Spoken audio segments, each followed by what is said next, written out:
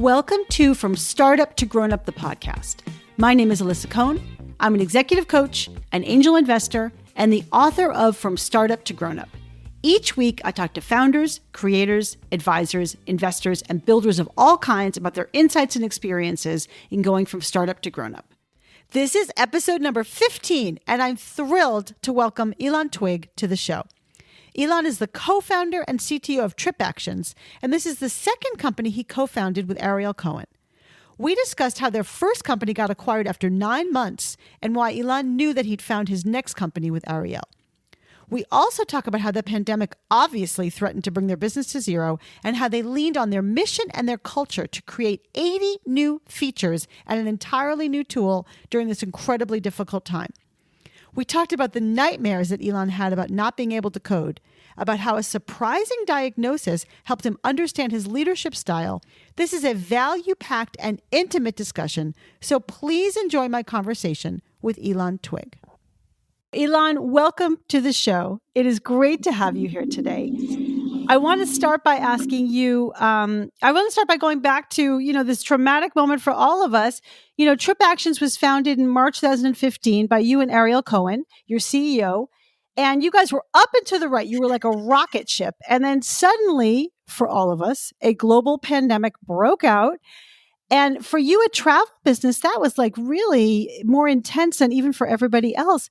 I guess I'm wondering, can you bring us back to that moment where you realized that there was going to be a real problem, that this pandemic was going to cause a real problem? Yeah, absolutely. So, hey, thanks. Nice to see you again. And thanks for having me in your podcast. Yeah, having a travel company when a global pandemic breaks, it's an experience for sure. And when Ariel and I started the company, we did think a lot. We started it rather late, I think, compared to a lot of other founders. Both of us were in our very, very early 40s when we started it. So there's advantages and disadvantages, but definitely one of the advantages is we thought a lot about competitors and competitions and how can we make sure that what we do will stay unique. How can we shape the culture in a way such that the company will stay always sharp and always on top of the new things and in other words, will not be disrupted. And I think that we did cover a lot. Like, I think we covered everything. And the proof was that the first 4.5 to 5 years almost, things went really well. And we kept growing at a really, really insane pace of around 20 to 25% growth every month. Every month? Yeah. Yeah, it's intense. It's intense. It's very intense. But yeah, the one thing that we haven't thought about that could disrupt us or stop us is a global pandemic. We haven't thought about, and what if there would be a global pandemic? There would be a virus where people would be afraid to fly, borders would be shut, countries would be isolated, people will not leave their house. We haven't thought about something like that, and the impact was it was very intense.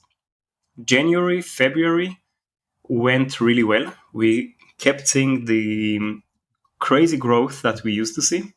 And then within 4 to 6 weeks, everything went down to zero.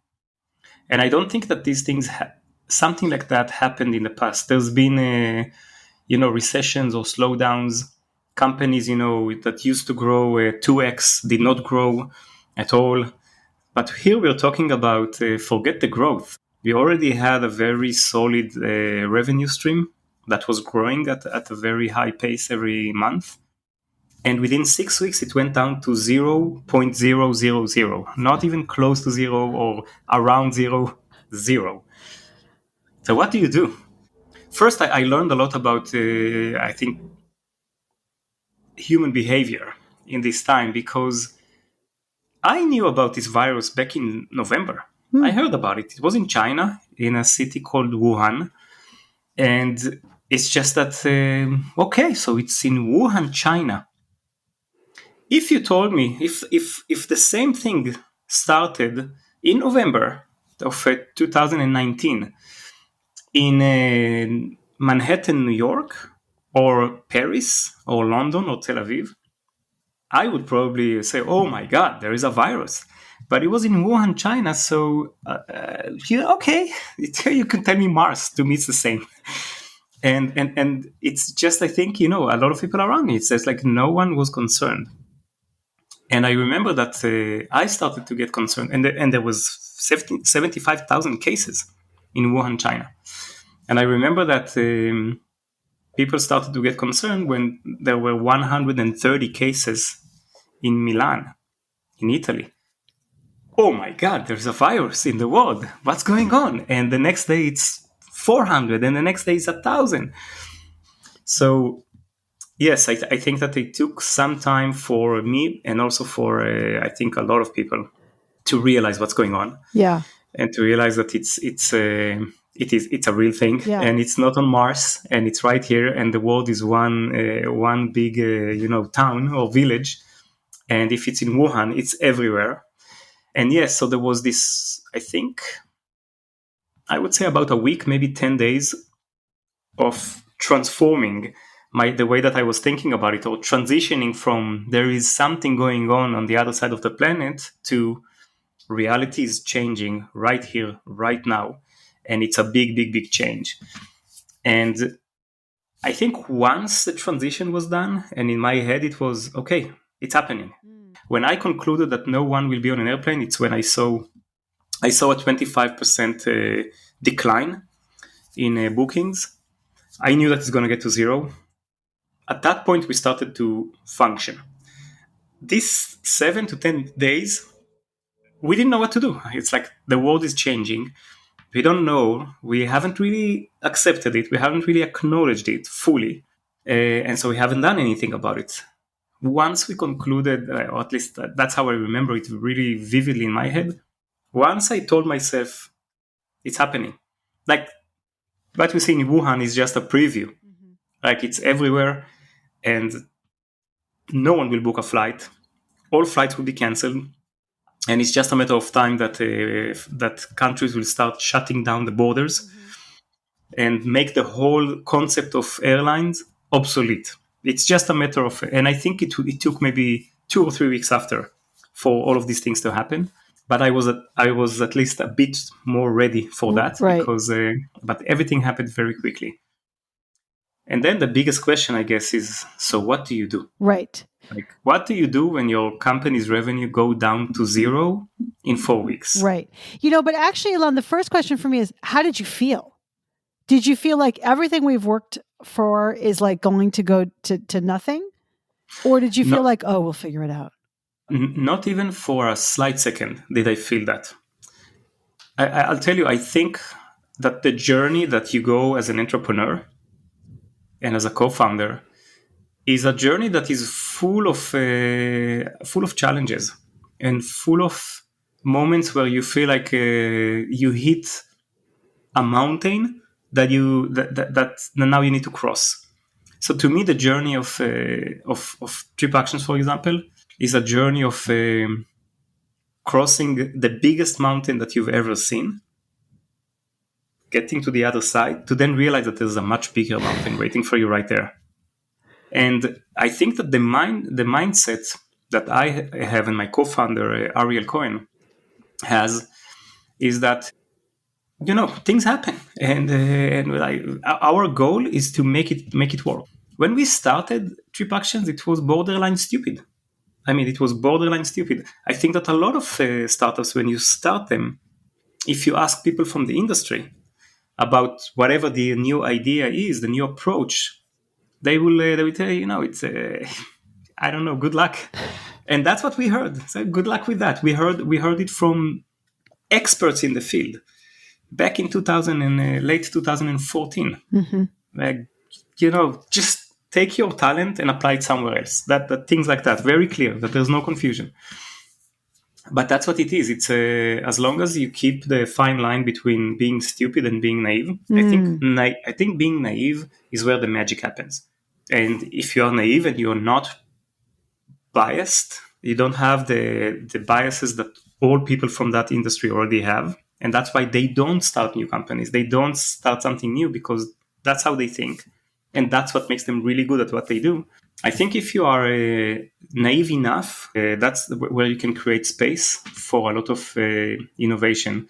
So yes, Ariel and I had the idea. We were really naive. I had no idea how complicated and complex the travel market is. It's very complicated. To book a flight, it's a complicated thing. It's not an API call, which I assumed. And in many ways, if I knew everything that I know today about travel, if I knew it back then, most likely I would conclude in the same way that we've been told multiple times: just go do something else. I would do something else. So yeah, so I think to get back to your question, what was crossing my mind? Did I feel like, oh my God, we are so we're in a big problem right now?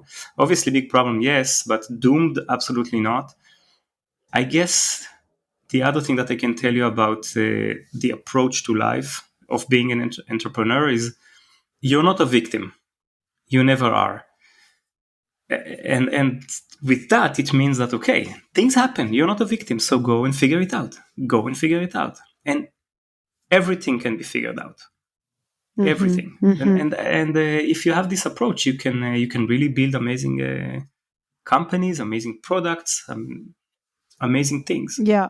Because as an entrepreneur, anyway, you had to kind of beat the odds, to your point. You know, everyone told you you'll never be able to do it, and you had to beat the odds. So this feels like it was another mountain or obstacle that you had to deal with. And that's great for you as a founder. And I know that you and Ariel together were, you know, sort of a team in this. But I will just say, from my clients, what I experience is that the founders, they got it. Just to you said, like, okay, are we still alive? Okay, good.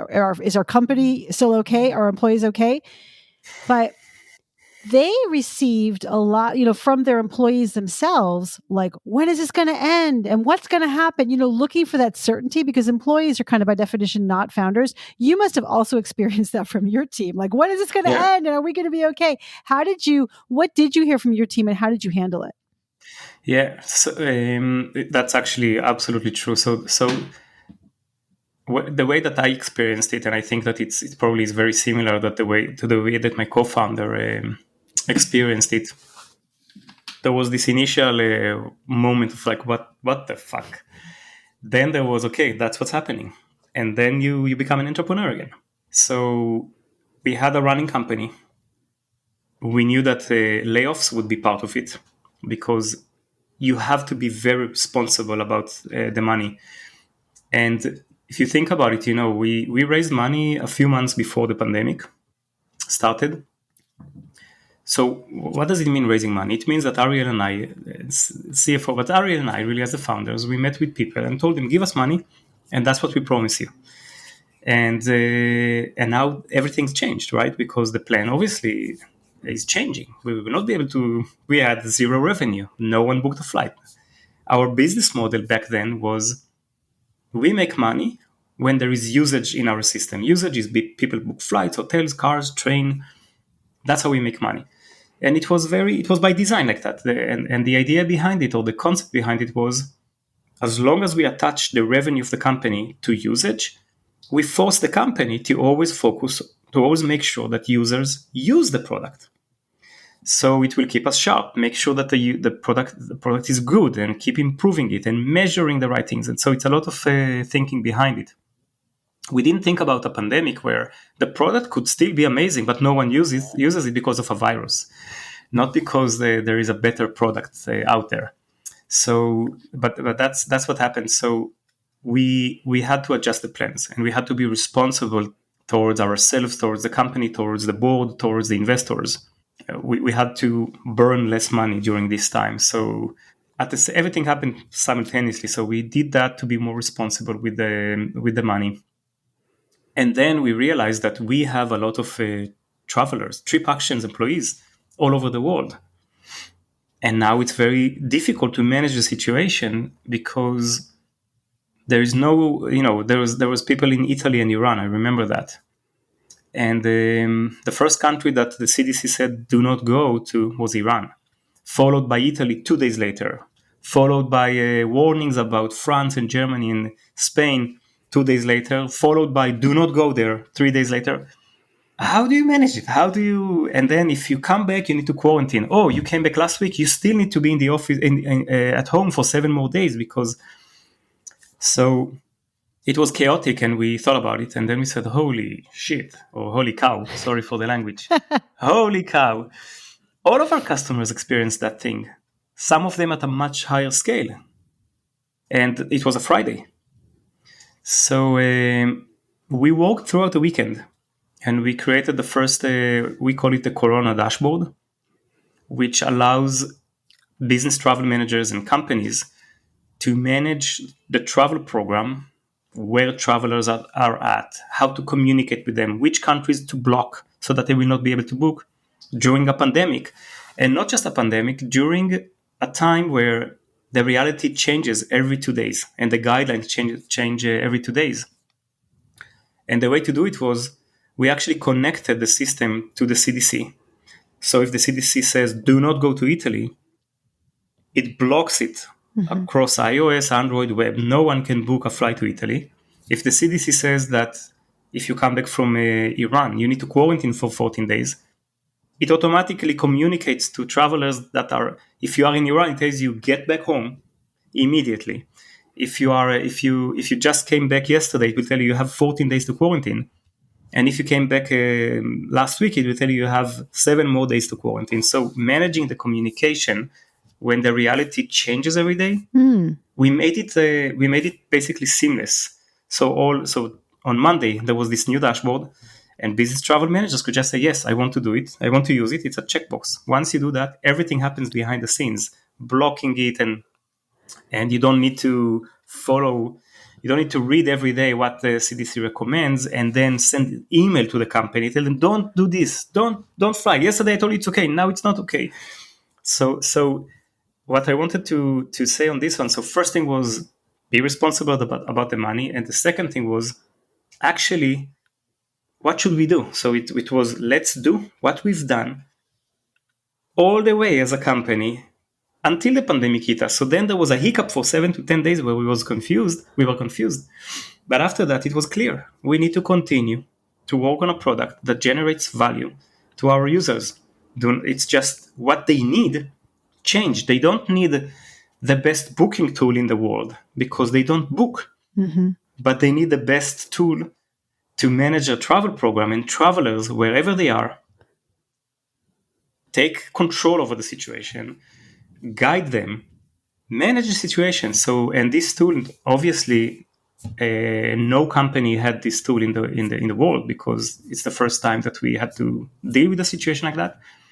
I still don't think that there is any other company other than TripActions that has this tool, and that was just V1. But now you can think of a very healthy and beefy roadmap for this dashboard. As the situation evolved, we kept beefing it up and adding more and more and more value because that's what our users needed. And that's what we focused on, generating value. So really, you're saying so many things. I mean, it sounds like you're saying, we'll get into culture in a little bit, but like that your culture and your values were about providing value to the customer, and that also you use this downtime, if you will, this uncertainty time, and certainly downtime in the travel industry for your business to create something different. It sounds like probably you were able to get your employees to rally around that. Also, in the nicest way to keep them busy, right? Because everyone's like their minds are going to terrible places and they're having a lot of stress, like all of us did at that time. But it was a way to kind of like consolidate and crystallize your employees' efforts. Is that about right? Yeah, absolutely. Another thing that happened, so we had layoffs, but then also people left. It was a travel company, and it felt like for some time that it's going down. It's a sinking ship, call it whatever you want. So people made their decision, some of them, and decided to leave. But a lot of people stayed. And those who stayed were exactly as you said, they were rallied around the mission. And it's those people that joined for the mission. And it was very clear for them what they need to do. It's like, okay, we have a mission, and that's what we are doing. And it became very clear. And when when there's no confusion, you forget about, yes, there is the virus out there, but you forget, you really focus on generating value. So I think that there was an impact probably on TripActions, probably for 2 to 3 months. If I want to take into account everything, when we had the layoffs, which is it's really a terrible thing. I mean, it's a never. it's really not nice. Yeah, It's really not nice. Yes. Talk about that a little bit, because I know that Yeah. was obviously something that happened, and there was some, publicized, comments about the way that happened at TripActions. So talk about that a little bit. Let's talk about that, because I definitely have a belly full of stuff. But I'll tell you what happened. I think if we look backwards, now it's very clear that all companies and all businesses, except for, or minus a few exceptions like Zoom or Amazon, and there's probably a few more that flourished during this, but most businesses slowed down. Mm-hmm. It's just some of them got impacted immediately. Airlines, hotels, travel agencies, TripActions. And some of them got impacted later because everything slows down. So I stay home, I don't go to a restaurant. Then restaurants got impacted. Then hair salons, and the entire, it was just pharmacies and groceries or whatever that kept operating, but everything else was shut down. It just took some time. So we were really at the forefront of, in the Silicon Valley, one of the, like, definitely a growing company, very high profile. We really were the darling of the valley for a few years in a row, and now this company was the first company that had to respond, because we had zero revenue in 4 weeks. Zero. Yeah. We didn't have to wait for the implication 6 months later. It wasn't confusing. It was not confusing. Right. And it was immediate and big. Yeah. Really big. Mm-hmm. So we made the decision that, we have to do it. Then there was a shelter in place. So if there's a shelter in place, you do it over Zoom. Now, when you do it over Zoom, it doesn't mean that it's unhuman. It just means that it's not physically in the same room. Now, obviously, those people that we had to lay off were people that we hired. Some of them we just hired. So we wanted them to be in the company. And it was very, very, very painful to do this process. I do want to highlight a few things. Yes, we were the first company that did that. Most companies in the Valley have had to go through that a month later or 6 weeks later. And they all did it by Zoom because there was a shelter in place. So I really do not get those criticisms towards us. TripActions laid off over Zoom. It was either that or it's a federal offense. A. Mm-hmm. B.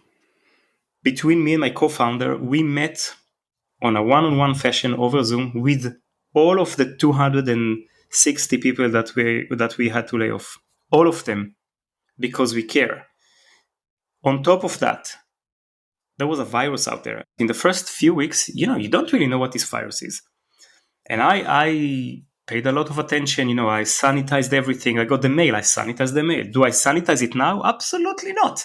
Right. We all had to sanitize our groceries. I mean, it was a different time. Groceries. Yeah, we didn't know what was going time. on. Yeah. Right. So it was scary. Definitely was more scary. But yeah, I just remember that the beginning was definitely, the beginning was different. It was definitely different. But yeah, I think that when we look on what happened, all companies had to do that. Yeah. And yeah, it doesn't make it a pleasant experience. No. It's a terrible experience, but it makes it, I think that it was not, I don't think that anyone should have been shocked or surprised to see a company, a travel agency, that gets to zero revenue in 4 weeks, has to respond to that somehow. Right. That's why I found it puzzling back then. But it's noise. It was noise. It did not confuse us for a second. Yeah, I think your point about being a high-profile company, the sun can tan and make you look golden brown and beautiful, and the sun can also burn, right? Yes, so when you're too close to the sun, true. I think the question is, and with some of the reading that I was doing, is that there was a report that you gathered all the employees and laid them off on Zoom all together. I think that's what. And by the way, you aren't the only company that ultimately did that. I mean, I think your point about leading the way is that it was very shocking for everybody. Everybody was reacting, not even responding, but reacting to what was happening without any context at all because it was so early. But I think what you just said, that you and Ariel met one on one with the individuals, that wasn't what got out to the news. There was no massive layoffs. Mm-hmm. There was no event like that. There was no event where there was 100 people on the call and you said, "Hi, you're fired." Like, what? Really? Yeah. Seriously? Like, so I think that there was a lot of frustration. What I wanted, my point of that I mentioned earlier, it was a scary time when it comes to the virus because we did not know anything about it, and therefore, if you get if you lose your job, you lose your health insurance, and that's why we thought about all of that. And I think about it. If it was my brother, if I had to let my brother lose his job, I would want him to, at least for the next 6 months, to have health insurance. And we did that. We did it because it was really, really important. Mm-hmm. Because like, seriously, like, if this virus turned out to be really deadly and like Omicron spreads really fast but also deadly, I want to make sure that people can have the right to get to the hospital, especially in America, where if you don't have health insurance, it's scary. It's just so scary. Yeah. It's very scary. Yeah. Yeah. And it was in that time too. So I guess now, I mean, I hear you and I think that's a very helpful context. And to your point, you are not the only company that had to, yeah. reduce headcount and also really be wary of, just be mindful of money. If I then ask you, turn the attention to culture, how do you think that you promoted maybe your cultural values? It's like, what are your cultural values and how did they show up during the early stage of the pandemic? And how do they show up today now that everyone's working remotely anyway? Yeah. TripActions is an in-person company. We really believe in in-person. And if you check my Twitter account, I just tweeted an article that was published today on TechCrunch, not by TripActions. Okta published I don't know how, I guess it's by the number of logins or activations, and they basically ranked companies by being in person. And TripActions came in number 2 after Notion. Oh, so and I tweeted it and I said, we really believe in in-person connection. That's what we do. We bring people together to promote ideas and concepts, and we also follow it ourselves. So TripActions is an in-person company. I'm sure that after this experience, but actually before that, we used Zoom as well. But I really think that if I want to sell you something, I can meet with you over dinner and have a glass of wine and talk about it, or I can do a Zoom with you. But if my competitor will meet with you over dinner, I will meet with you over dinner as well. Or I can choose to do it over Zoom and lose. Life goes on. Life is all about being in person.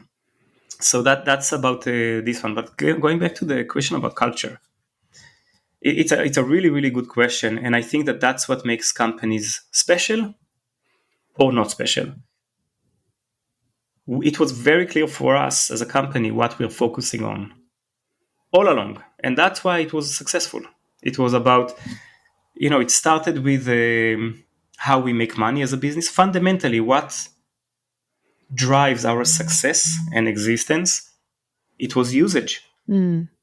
It's all about usage. So all employees in the company, new, old, you ask them, hey, what's the number one value in the company? They will tell you it's all about the user.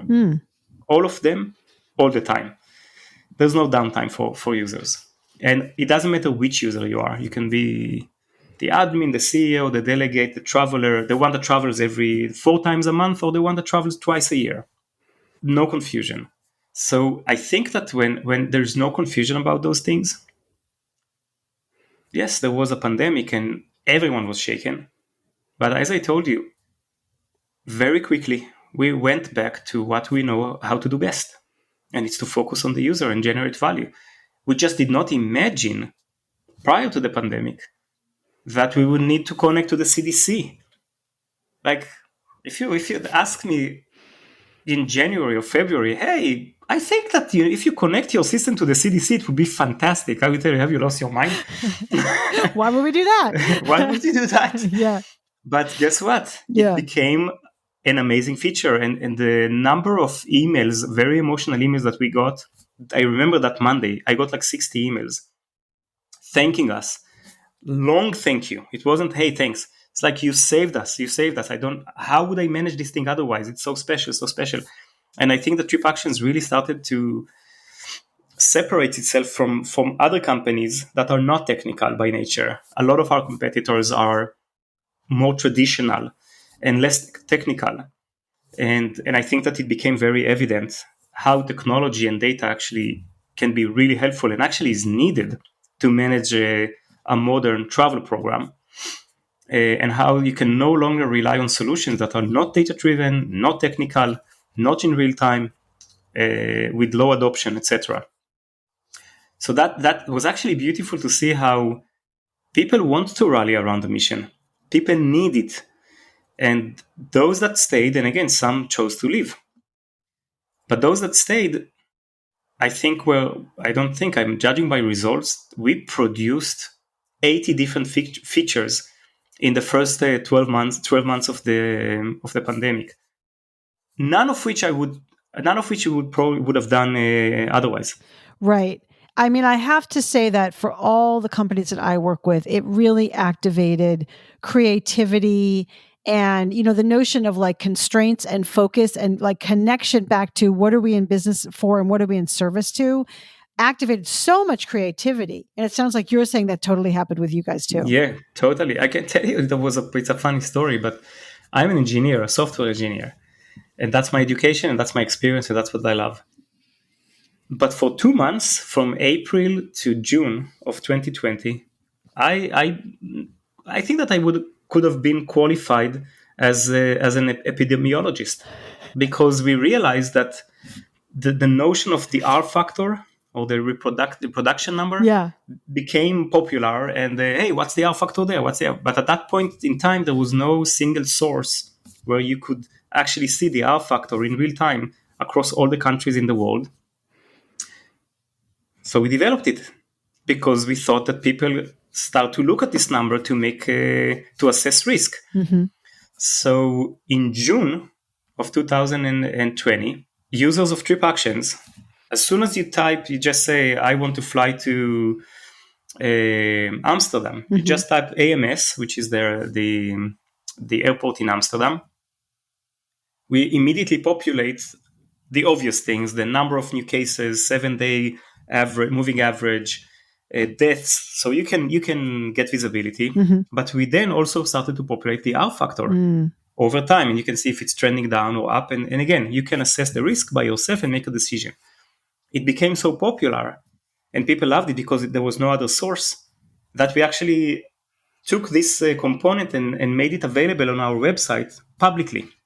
So anyone that had any interest to see what's the R factor in this country or that country could just see it. Mm-hmm.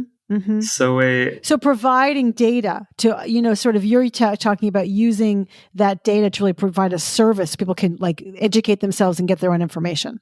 Exactly. Yeah. Exactly. It's empowering them. The notion back then was, we cannot make a decision for anyone, but we can empower them to assess the risk and make decisions. Because even during the pandemic, there were people that had to fly for operational stuff. And we thought that we could just help them assess the risk and make a decision that is a bit more informed, a bit more data-driven, as opposed to calling. Because what people used to do is call and say, hey, what's going on there? How is it safe? Do you think that it's okay if I can? Right. Which is beautiful, and you should do that. But we wanted to provide another dimension that is a bit more data-driven and more, less subjective, right. Call it that way. Right. Yeah. I love it. So you're an engineer, as you said, and now you're an epidemiologist, obviously. So you're a doctor. And yet the job you do now as CTO and also really as co-founder is a far cry from coding and sort of figuring technical stuff out. I'm just wondering how you have adapted. Like if you think about your journey as a leader, not as an engineer, how do you sort of describe your journey as a leader, and what's it like to do constant adaptation like that? So we can talk about being an executive for for companies that scale really quickly. I think that's very fascinating. There is a lot of insights. But if you specifically more about myself, being an engineer and being really, really, really passionate about that. So it's not just being an engineer. I love to build things. I really, really genuinely love to build things. I do not love to manage, organizations of hundreds of people. I've done that in the past. I've done that at TripActions. But the thing that really, really gets me excited and stimulates me, makes me very curious and pushes me to the limits of everything that I can do is building stuff. So what my role at TripActions, it's a CTO. I also have a few engineers that have been with us for anywhere between 7 and 6 years now. And most of them I know from, some of them I know for 25 years. And so they report to me. They're just engineers reporting to me. They report to me. I'm like a team lead, an engineer that is a team lead with a lot of influence in the company because I'm also a co-founder and the CTO. And we build stuff. We build things that yesterday seemed impossible. That's the mission of this team. And this gives me a ton of spark. And also, I think that this is what will really help our users, B, the industry. Some of the things that we are cooking there could have a huge impact on the entire industry. I'm talking airlines, hotels, and other travel agencies. So like at scale, but again, 4 or 5 engineers, that's it.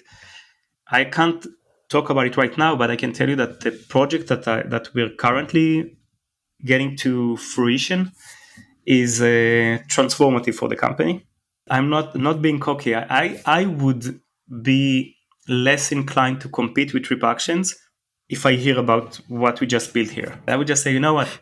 That's just too much. Let's do something else. Fold up shop. yeah, and it's fine. It's when we picked the market, we also looked on the players and we analyzed it, and we wanted to know what we're getting into. Going and competing with Google on search is tough. Going and competing with Apple on a phone is tough.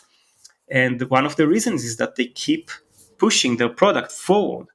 So that's what I want to do with this team, is to keep pushing TripActions forward and build the things that seem almost impossible, like the face unlock. If in 2008, so the iPhone was released in 2006, if in 2008 you would tell you don't need to unlock it, all phones you had to punch in the code. There was no, fingerprint. There was nothing. And I said, no, you just you just stare at it. It would sound completely impossible, right?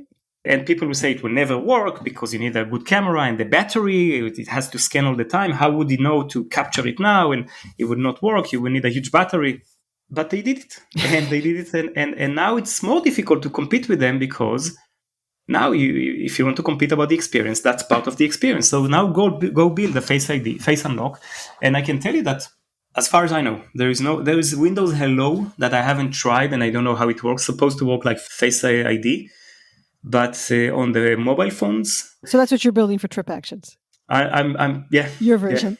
Yeah, the version of Face ID. So competitors, be warned. All the competitors should be warned. No, competitors, you're welcome. Like seriously, because if there would have been no competitors, maybe there would have been no team like that. You know what I mean? Yeah. So I actually think it's all good, and I'm looking forward to see innovation coming from competitors because it will keep me and us sharp. Yeah, good. I love that. But obviously things changed. So what you said was that you did run organizations that were like a lot of people, probably before TripActions and during TripActions.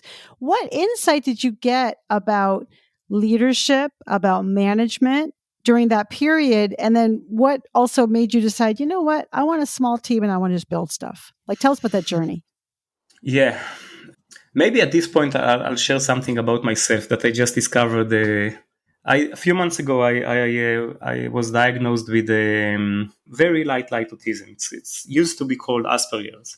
Now it's one scale. The autism scale is there's one, and I'm on the far end of one of them. So I'm right there, and I'm saying that because I think that my leadership style is very particular to what I am and how I am. So with Asperger, for example, you're very genuine because you don't have this sophistication.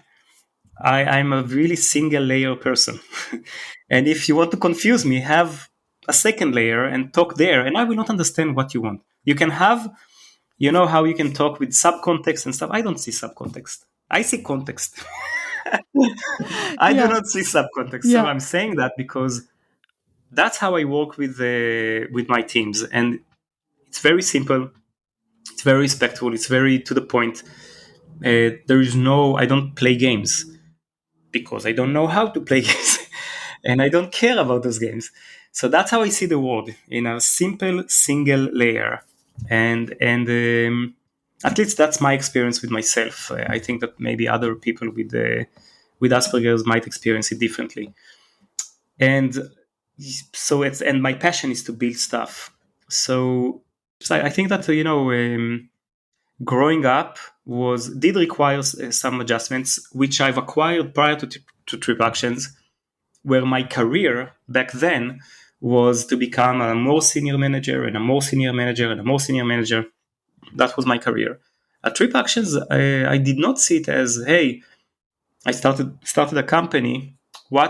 How would my personal success look like in a few years? If you asked me back in the past, I would say today I manage 35 people. I would like to manage a global organization of 300 people. And it's very legitimate. At TripActions, never did I see it like that. I always saw it as, at TripActions, I want to build, and I want to build. So today I actually do not manage a huge organization.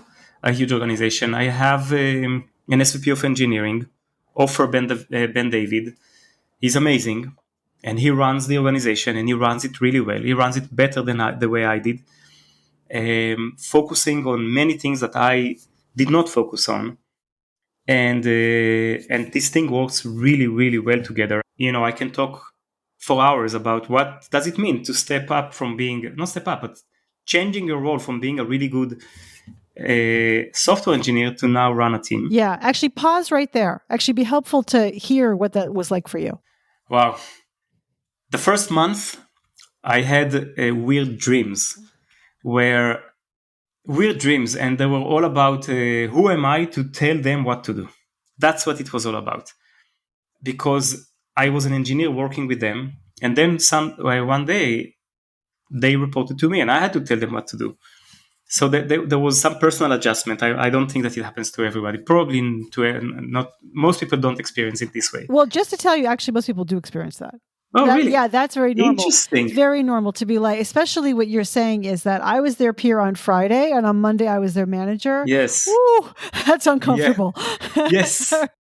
Yeah. So I use it as like a guiding star for me, and I told myself, hey, continue to develop, continue to write code. Like, who says that now you're not allowed to?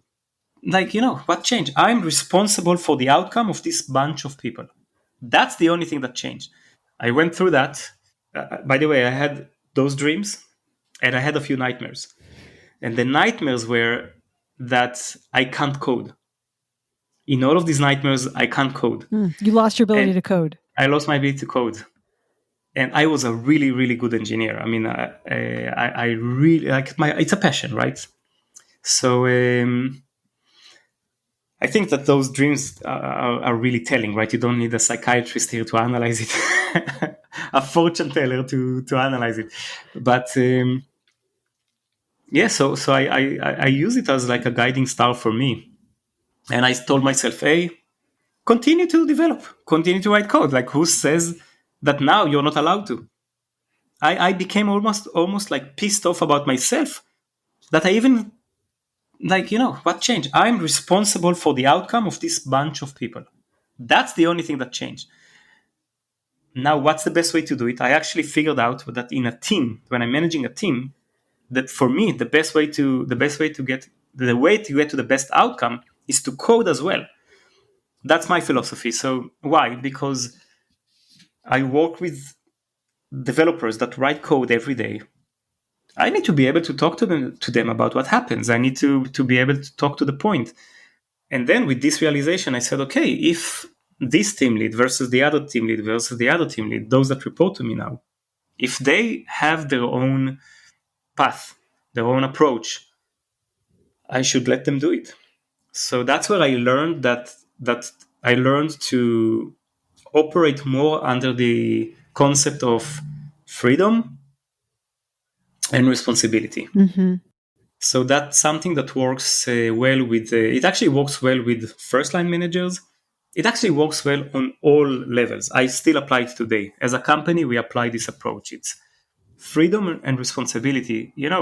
We hired you because whoever you are, whatever level, you can be an SVP, you can be a director, a team lead, or individual contributor. We hired you we went through the interviews. We decided that you should join the company because you bring value. Mm-hmm. Now you joined. Now it's a reset. Now we need to bring value. Now, to bring value, you need to feel that you are free to talk, free to suggest, free to question, free to criticize. And so that's the freedom part. You have freedom, and then people are different. They have different approaches.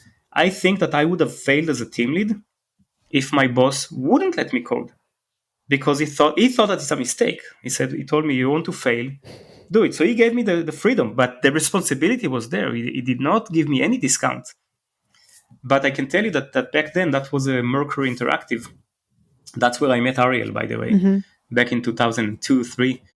I want to talk a little bit about Ariel, and your relationship. But before I do, I just want to push a little bit or tease a little bit out what you said, freedom and responsibility. That's lovely. And by the way, when you hire the right people, and you give them this goal and the mission and create the right culture, they want to do a great job and everybody's working together harmoniously and it works. That's great. But surely there are moments where that breaks down, where you give someone freedom and so-called responsibility. It doesn't work and you have to part ways. Yeah. What's that conversation look like when that has to happen? I'll tell you, in order to address this question, I think that I'll take a step back and we can talk about the hiring process. Yeah. One of the steps of the hiring process is to let go very quickly. It's part of the hiring process. So there's 3 months, 4 months. It doesn't end when you hire the person because there's so much that you can learn about a person when you meet with them for 1 hour, 2 hours, 4 hours. Right. In the office, over coffee, over dinner. So you can definitely do stuff to get more exposure in different setups, and then we can talk more about that. But there is the last step. The last step is, okay, now the person is there. What's happening? And be very quick to let go if you see that it's not working well. I cannot say that I'm the quickest person to part ways. I'm not the quickest, maybe. It's me just being very, maybe too open, but I'm not saying it as a sneaky complimentary to myself. I think that it is a flaw. And I will tell you why. I think that if you don't do it quick enough, you're being disrespectful to the person. I think that you're being disrespectful towards the company and the peers. And lastly, for yourself. So there's no good way to look at it. I think that the fact that I, in some cases, definitely did it too slowly. So to your question, I think that it needs to happen quickly. I think that I see it as part of the hiring process. It's the last stage. Yeah, hiring is very challenging, right? Given even all of that, and I think that there is a good process that keeps evolving all the time, you still make mistakes. Mm-hmm. And it's still sometimes very unfair for the candidates. But that's why I think the last step is to recognize that there was a mistake. It's not saying recognize that the employee failed. It's recognize that there was a mismatch. Yeah. and be respectful towards them at that point. That's the last step Yep. of the interview. Yep. I love what you just said in terms of the traits you're looking for. So you're really looking for intelligence and drive and passion and the spark of passion, as well as a gut sense of like, are we meant to be together? Yes, kind of. exactly. And then what you're saying is there's no onboarding plan. It's like, that's part of the hiring. Those 3 months are like, we're still in the hiring part. And I think that's very powerful to frame it that way, because then if it doesn't work out, it's not like a failure. It's like, well, that was part of the hiring, but it didn't work out. It didn't work out. Yeah, Exactly. Yeah. Exactly. So I'm curious, because you're talking about the way you are with people and the way you click with people or don't click with people. And I'm wondering about your co-founder and CEO, Ariel Cohn. And you met him, and you talked about how you met him. And I know that you all did our first startup together. Yep. I want to kind of say, fortunately and unfortunately for you, it got sold. You guys sold in only 9 months. You're like, well, that wasn't, that's not what we wanted. So then you wanted to start you both knew that you were going to found another company together. So what is it about your relationship with Ariel and how you two work together that made you say, we're definitely going to do another company together? Yeah. No, there was no doubt. And by the way, there was also no doubt that he will be the CEO and I will be the CTO. And that's what I think it makes it very special. There was no doubt about that. I think that Ariel and I are very different in the skills, the capabilities. I think that what I am when it comes to technology and software is what he is when it comes to life and managing operations. And it's a huge compliment, because I know myself when it comes to technology, I lose perspective. And I think that he's like that on the other things. And this combination is super driven, super smart. 3 months, I was much younger. The amount of drive and hunger that I had was uncontainable. And Ariel was at least as driven as I was and hungry. And we founded a company, and 9 months later we got sold. There was 3 months of due diligence in between. And it was a really, really good outcome for everybody that was involved. The employees, for us, for the investors. 9 months. And I think what I've learned throughout these 9 months is A, to respect him a lot, B, to trust him. The trust came later. The respect was there because I heard of him. We used to work for the same company doing different roles since 2002 or something like that, very early 2000. I always heard of him. There was this Ariel. And he admitted that he always heard of me. There is this crazy team leader that writes code. And then I moved to California in 2006, and he moved to California in 2009. At some point, HP acquired Mercury Interactive, so both of us became HP employees. Both of us didn't like it, and then HP acquired Opsware, which was Ben Horowitz and Mark Andreessen's company. Yeah. And I became the head of engineering for Opsware. And Ariel was holding a very senior position in the product organization. So we got to work together. And that was pretty much the first time that, we worked much, much closer together, dealing with angry customers, bugs that I produced, and he had to deal with it. And then. And I think from there, it was 3 years later, we started this 3 months. But that was the first time that I really got to see him. And in 3 months, it took, I think, 4 or 5 months for me to fully trust him. And I think vice versa. Probably if you talk to him, probably a similar story from his side. And the result was good. Then when we started TripActions, we were really focused, very driven. We both wanted to fulfill the desire to build a company that would have an impact, that would be meaningful at scale. We both wanted that. And the trust, I think, is probably the most important thing. How did you build trust? When you said after it was 4 or 5 months it took, and that's normal. I mean, we can trust people a little bit instantly or initially, but it takes time to go through some trenches to then really have the trust. What happened in those 4 or 5 months that made you say, I really trust him?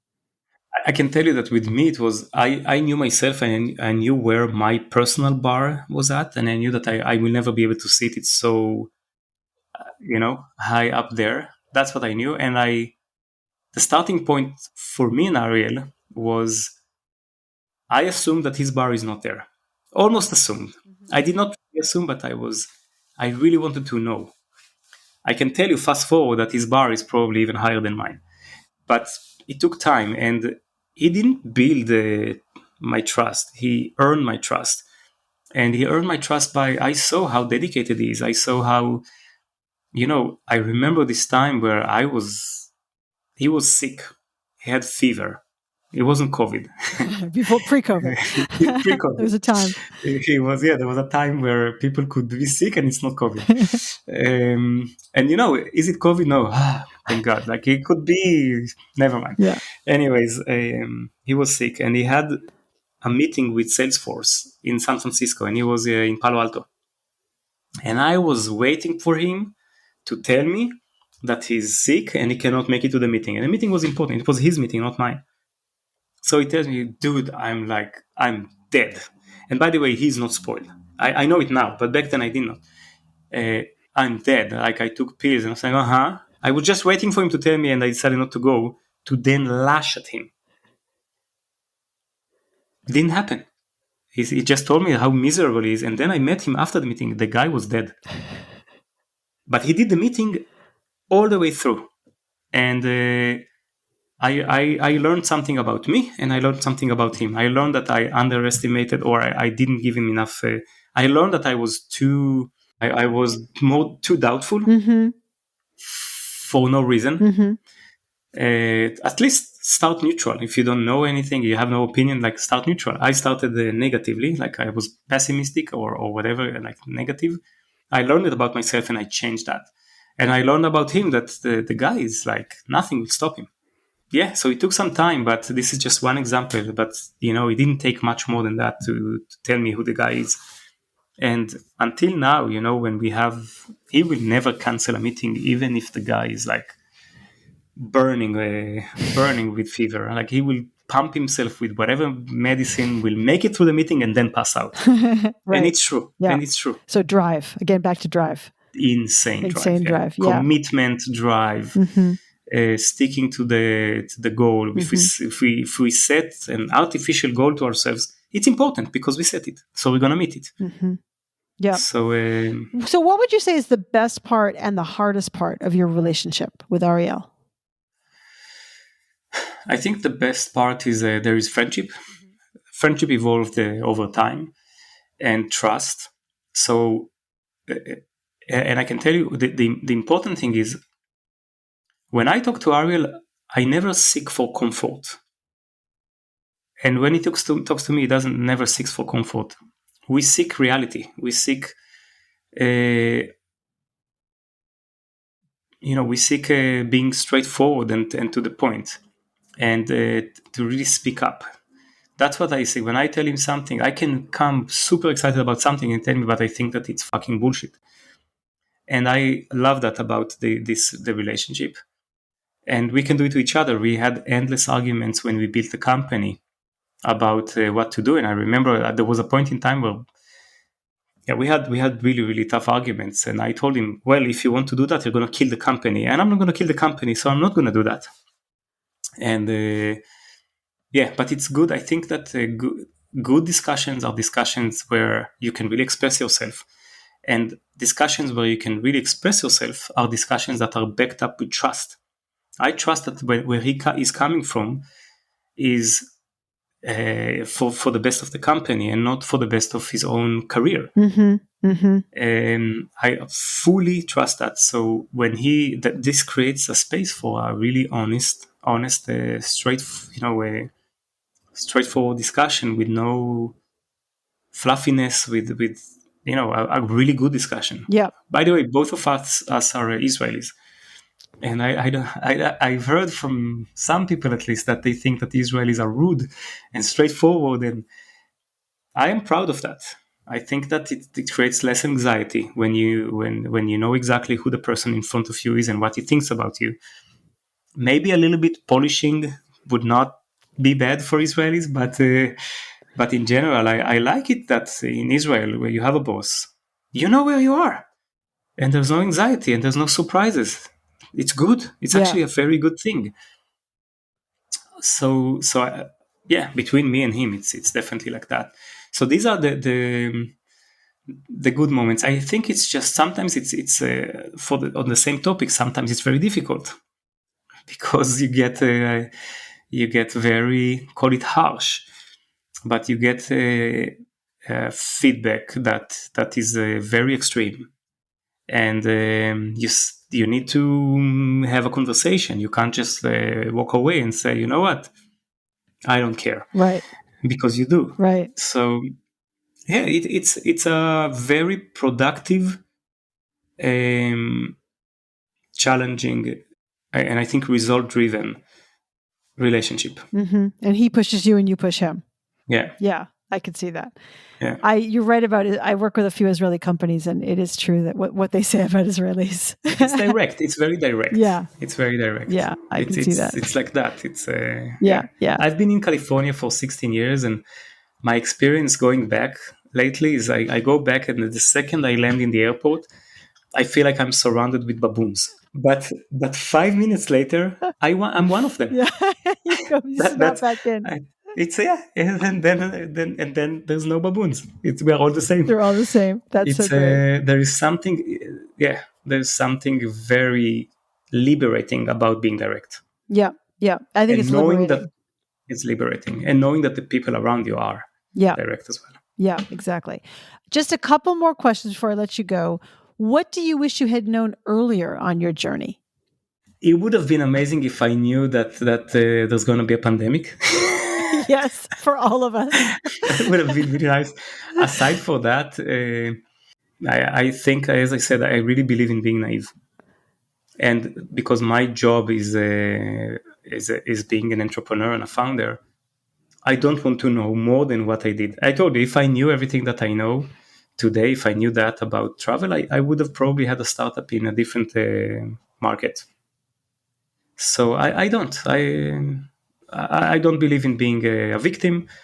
I think that, I believe in being naive. I believe that anything can be done through software and solved. And these are my tools. And that's how I handle my professional life. Mm-hmm. I love it. That's great. And I embrace it. And what advice do you have for other founders as they embark on their journey to grow into leaders? To grow into leaders. Maybe one advice is your role is to be the co-founder.